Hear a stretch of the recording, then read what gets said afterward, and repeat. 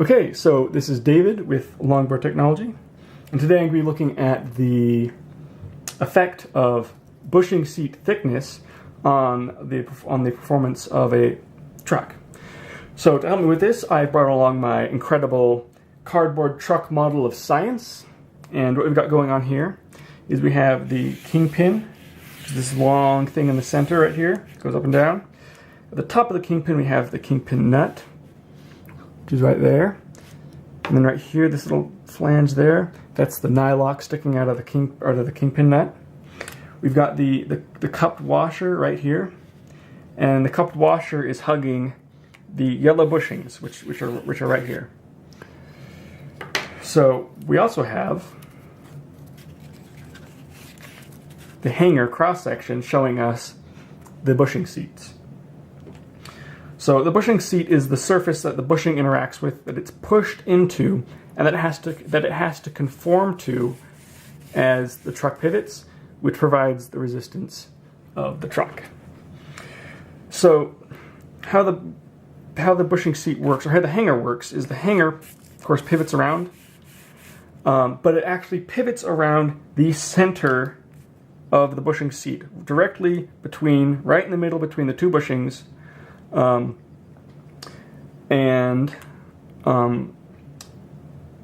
then that pivot travels from this point in the center of the two bushings down to the pivot cup, and that line becomes the pivot axis of the truck.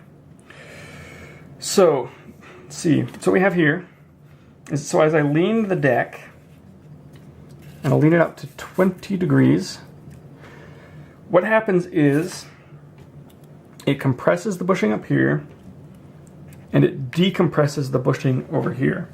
So all the action and the resistance of the truck comes from over here where it's compressed. And then the bushing is pushing in the opposite direction that you're pushing, so we've got the equal and opposite forces going on right here.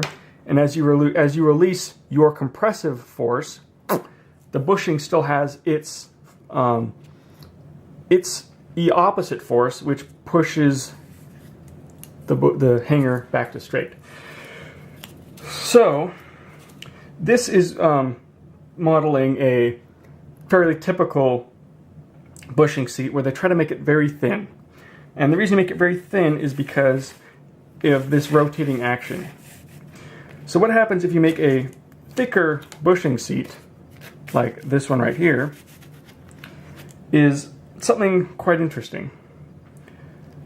So as I rotate, so as the truck is flat, you'll notice that the bushing lines up with these two marks here and here. As I rotate the truck out again to the 20 degrees, you'll see now the bushing lines up with these two marks here and here. So effectively what is happening is, because the distance between the pivot and the face of the bushing seat has gotten bigger, see here, the distance from here to here and here to here on both sides has gotten a lot bigger. So what happens is, as you turn, in order to conform to meet the bushing and being tied to the kingpin, the bushing has to actually slide across the face of the bushing seat.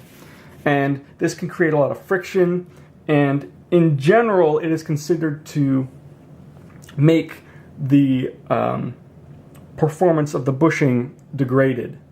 And it's been generally considered to be undesirable. So why would someone have a very thick bushing seat? Well, there's a few reasons why. One is, well, if you make the bushing seat too thin, it can break. So let's say so old Bears had this problem. The bushing seat was really thin and it would snap. And it would snap, and then your bushing seat's gone. And it was good because you had thin bushing seats that made the bushing engagement very good, but it was too thin, so the bushing seats weren't able to support the weight and stresses that the rider put on it. But I think the main reason why we've traditionally seen thicker bushing seats is because people started experimenting putting spherical bearings in the center of their bushing seats. And that spherical bearing became a fixed point that would create a much better pivot axis, a much stronger pivot axis that would go down again to the pivot cup. So you've got a nice fixed, solid, spherical bush bearing on one side, and then you have the pivot cup on the other, and it creates something that's very precise with very little slop. But making room for that bearing pushes the bushings apart. More recently, we've got a new truck that's come out, and it's got a bushing. Get the stack going here. It's got a bushing that goes inside the pivot cup, or inside the bearing seat. And what this does is this bushing it's got a hole through it, and it goes onto the kingpin just like everything else. But it also butts up against. Oh, this is backwards. It also butts up against the cutouts in the hanger, and so what happens is, this is fixed, and it's got all this surface interaction there, and so what happens is you can't move the hanger side to side very much, like you could on a setup like this, where the only thing holding it in the center, it doesn't have a pin, it's held in place side to side by the bushings. So by having a bushing like this, you're able to eliminate this slop, make it much stronger, and have less side to side motion. And this is basically a plug. So you can get plugs that'll go into and fill the same role into other trucks. But the issue is, if you look at here, so as I turn the deck again to 20 degrees, so this piece can't rotate with the hanger because it's fixed to the kingpin. So look at this. You've got this scenario here where you've got the bushing, and it's having to conform to this shape of the hanger on this side and the kingpin on the other, and what results is it's compressing like that here, like that here. It's decompressing here. It's decompressing here. So bushings are very progressive in their resistance when in compression. And because this thickness here is so small, that resistance progresses very quickly, and you end up restricting the motion of the deck. So that's why on the new Rouge trucks, this bushing is so big, is so that they can eliminate some of that stress and distribute it between a larger mass of urethane, and give it so that this doesn't, it allows you to have less restricted lean. But of course, the consequence of that is now you have to have a bigger hanger, or a thicker bushing seat. And so now you're also dealing with the problem of this bushing having to slide side to side. And even with this oversized bushing that goes inside, or this oversized space for this bushing that goes inside the bushing seat, it still is going to have a more progressive buildup of resistance inside this bushing, because you are working with such a small space between the kingpin and the edge of the